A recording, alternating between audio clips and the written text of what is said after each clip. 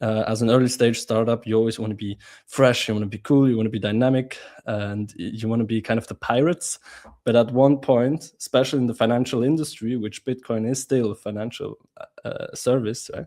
You want to become from navy more to like from pirates more to like a navy, and you want to become more professional and more trusted. And so this whole growing up of the brand and building trust, long-term trust, even though Bitcoin is at the core trustless, but still for the services around Bitcoin, people want to trust because it's still about money. There, I think maybe we can learn something. I remember that the clip from Jim Cramer saying, like, I don't trust that Bitcoin thing. I like to look at my JP Morgan Chase account and see my number there. And I'm like, okay, you trust that digital number at JP Morgan, but you cannot go there and actually verify the Bitcoin thing. So that's just like a technical problem that you don't see that. So it's like, it is, I'm surprised by how much trust those banking apps get. Like also from my environment, and it's like how, because I completely lost all trust for them.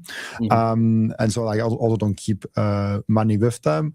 I like actually to use challenging banks for the fiat things like Revolut and N26. They at least have a nice layout. They still like use the old banking system. And also like if you, for example, buy Bitcoin with them, you cannot even withdraw them, which is like an extreme huge red flag. It's like if you can buy Bitcoin somewhere and you cannot even withdraw them, like that's like the biggest red flag ever.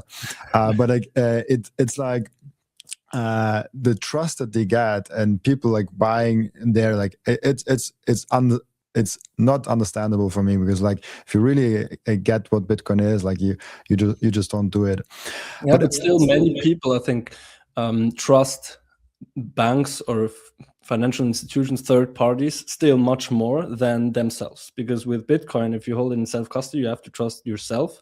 And kind of also you have to trust the technology, because these people don't understand the technology deeply. They're not able to, don't trust verify. They're not able to verify really and read the open source code, etc. So they need to trust the technology, which they don't understand. So they use proxies like other people like you and content creators, who talk about it and explain it to them. Okay, so this increases maybe the trust, but then also it's a new concept. It's, only 15, 16 years old. It's like you have these 12 words and you need to learn about what is a private key and public key and how to use it. And what if my stick where now my 1 Bitcoin or whatever, a lot of money where is on, like what if that doesn't work anymore? I had friends, for example, who I hooked up with Bitcoin and they're happy, but then they call me up now a few years down the line and they're like, hey, kind of my ledger doesn't work anymore. What do I do, right? So it is very scary. Who do you call? And so in the end, they probably, even though there are a lot of benefits if you hold Bitcoin in self-custody, they still trust a bank because they just know how it works there.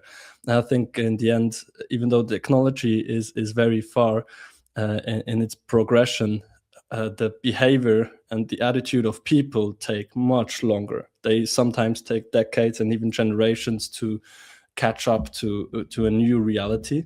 It's like people also won't trust AI really for a long time. And they still will trust, older technologies for much longer. It always takes a lot of time for people to catch up to new technologies. But I think it's the first phase of a journey that we are on, is that people will step by step trust much more the new technology than the old one. For example, with the internet, it was the same. Today, many people trust what they hear and see and read on the internet. 20, 30 years ago, they would much rather trust what they read in traditional media or what they find in books in the library. So they were still used to the old technology, and now it takes decades until they trust what they maybe read on X rather than what they read on traditional media.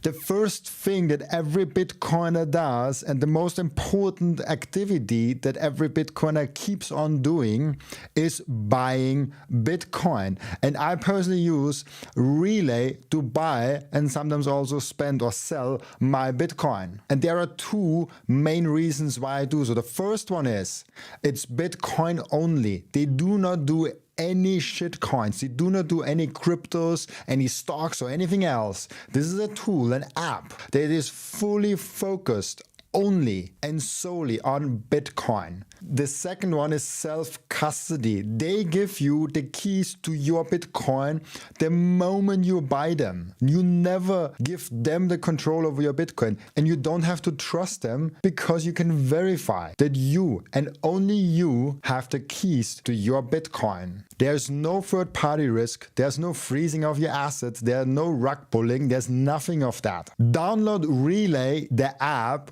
on your phone, or go to relay.app on your browser and use code Robin to save fees and get cheaper Bitcoin. I want to tell you about something very special to me. It's called micro seed. If you hold your Bitcoin in self-custody, and you should, you know how critical it is to secure your seed phrase. You should not have them on paper. You should not have them on anything else than titanium. With micro seed, you can engrave your 12 or 24 word seed phrase, the entire seed phrase, onto a 1-inch small washer. Yes, just one washer. All 24 words on that one washer. You can hide that thing everywhere. And even better, you don't need to buy a new kit every time you have to get a new wallet. You can make unlimited backups because MicroSeed is not selling the washer. MicroSeed is selling the device that stamps the washer. So you get the full kit with the device, with the washers, with the hammer, with everything you need to get started today, and you can make with that unlimited amount of backups. Go now to microseed.io.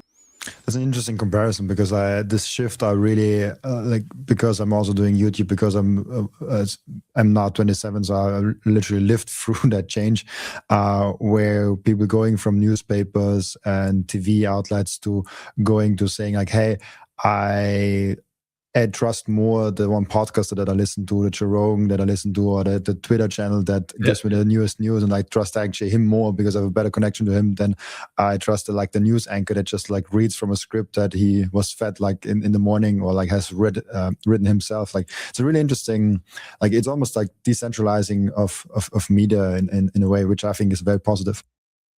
Absolutely, it's all the question about what do people trust.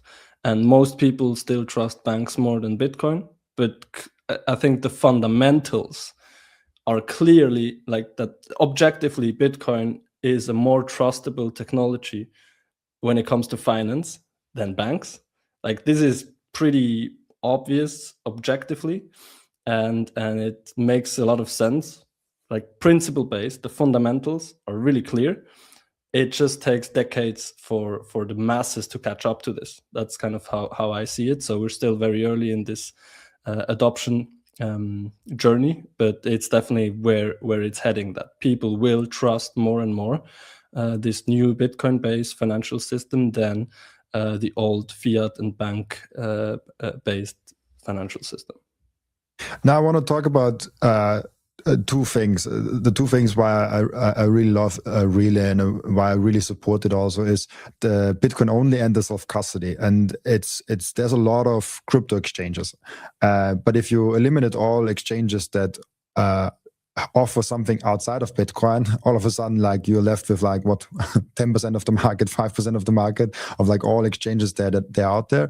And then if you eliminate further of like who's having a non-custodial versus a custodial service, it's just like you get another like rid of 90%, which I would like to have all exchanges Bitcoin only and self-custodial, but like there are only very few that actually do that. Let's start with the one that is, I think, the hardest one is the self-custodial, because you have to also teach the user of like what is self-custody, because like many of the users just like, hey, I want to have Bitcoin. I literally have that with an old friend of mine. He's like, hey, I want to have that Bitcoin, and then he went ahead and bought the wrong Bitcoin. He bought Bitcoin Cash, and I'm like, he's like, what is the right Bitcoin to buy? And that's why I like to only do Bitcoin only services, but then also to teach them, oh yeah, you have to hold your own keys, and like it's not in stock, like it's something very different. It's like very hard to explain. Why does Relay do self-custody, never touching the customer's Bitcoin, and being so hard on that, which I absolutely love, but I could imagine that it's also like hard from a business standpoint, because like you have to teach the users and stuff like that. Yeah, I think it's definitely you're completely right and spot on. Our differentiation is, and that's what I tell all the investors, partners, employees that want to start working with us, etc. Is that's the differentiation, that's the USP we have, because you can almost in the whole world find almost no other. Maybe there's a handful of other players that are Bitcoin only and self-custodial, and I think that's a niche that will grow very, very far, and it's a niche where you can base a unicorn on. So that we are building a unicorn in exactly that, like Bitcoin only, self-custodial, and Swiss made. That's this is our triangle that doesn't almost exist anywhere. And our goal with being self-custody is not necessarily to explain everyone how exactly to do it, but and then maybe a bit contrary vision of making self-custody even easier than custody. So there should be no effort at all to explain someone what is self-custody and what is custody. We want to be somewhere in a few years where if you want to buy Bitcoin, you use Relay because it's the absolute easiest, fastest, and cheapest way to buy Bitcoin and to hold Bitcoin, to buy and sell, to set up a savings plan, to send, receive, to pay, to track your Bitcoin. It's just the easiest way. People won't even really know whether it's self-custodial or not. And now this is kind of controversial because people are like, yeah, it's much easier to start with buying Bitcoin on Coinbase, Binance, Bitpanda, and it's custodial, so you don't have to take care of your keys and your seed words, etc. That's true. That's why a lot of people don't have a hard time understanding this and hopping onto that vision. But what we really want to build is a way where you have an app, you download it, you onboard, and then you buy Bitcoin. You have self-custody, but you don't and you can and should take care of your seed words, but also you have a trustless backup system where you don't have to trust anyone, which is really fast and very efficient, and don't even require you to take care of the seed words if you don't want to, if you can't. If you lose your seed words, if you lose your phone, you just download Relay again, Face ID, boom, and everything is here again like magic, right? And this is only possible in a self-custodial way. This is not possible in a custodial way. As soon as a player like Bitpanda, Coinbase, whatever, name it, as soon as they take custody of the funds of their users, the regulatory box of Pandora is opening, and it's huge. There's so much that they need to respect and take care of and consider, and information they need to collect and provide, and control measures they need to do, etc. They need to be able to seize and freeze the funds and control and everything, and it's much more expensive. It's much less user-friendly. It's much more complicated, so it's less user-friendly for the user. So eventually, on the long term, as a self-custodial, Bitcoin-only company, we will always be able to offer an easier, faster, and cheaper, and more user-friendly, more efficient solution to people to buy and sell and hold Bitcoin than custodial ones, because they offer multiple coins, they offer custody, which is both very, very highly regulated. So our goal really is to make self-custody so easy that we don't even have to explain what it is, and don't even have to explain that people are on a self-custodial exchange. And how we want to do that is actually pretty simple. Is but on top of the seed backup that we now know, 12 or 24 words that you need to have on a paper or a metal wallet, which is kind of cumbersome. You can still do that, but on top of it, you have your Face ID, where the private key in an encrypted, trustless way, without any other counterparty having access to it, but only you as a user have access to it. With your Face ID, the seed is encrypted and connected to your face, like basically all your other private data in the internet as well. And so it's really easy and straightforward. If you lose your seed words, if you lose your phone, you download the app again, you just scan your face, and everything, your whole financial world, basically, all your whole wealth and transaction history and everything is there again. That's our big goal, and that's how we kind of see the future of making Bitcoin only in self-custody even more mainstream and easier to use for millions of people. In the beginning, when I did Bitcoin, like I first, obviously, as always, started with a crypto exchange in my journey, like 5.5 years ago already. And then I went on like, okay, my criteria is Bitcoin only, because they started adding a lot of coins that are highly disliked, and they sent me notification, oh, this XYZ coin now added, and I'm like, I don't want to have this on my phone. It's almost like malware. And so I went to Bitcoin only. And I added, I think like 2 years ago with like the whole FTX, or 3 years ago already now with the whole FTX thing, a new layer of like requirement from my own Bitcoin recommendation that I give out to people. It's like non-custodial. And I do this for one specific reason, because people ask me, hey, where do you buy Bitcoin? And then now less, but like in the beginning, the question was often like, how do I know I can trust them? Like they are a new player, like the startup, like why don't they go away with my money? And I'm like, because they don't have it. Yep. It's your money from the moment you buy Bitcoin, after whatever 10 seconds it takes to buy it, or like whatever method you use on the app, you buy it, they convert it for you to Bitcoin, and then it's in your wallet, and they don't have access to it, and you can have it yourself, which is, this is like, you don't have to trust them. Yep. They never have your Bitcoin. The FTX is not even possible for Relay. Exactly. That's the easiest way to explain it to people. Like, why should I trust them? Well, you don't have to. You only have to trust the Bitcoin protocol, which is up and running for 16, 17 years, and that's it. That's the goal of Bitcoin. The problem is you need an interface, especially for newcomers. They need an easy interface, right? For accessing the internet, you can technically access the internet protocol kind of directly, but that's a very nerdy thing that 99.9% of the people will never do. So you need a browser. You need Chrome, Firefox, Internet Explorer, whatever, to access it. And also for big tech services like Google and Meta, etc. You need these services as a newcomer, as a beginner, as a normal person to access the internet. And so you also need services to access Bitcoin.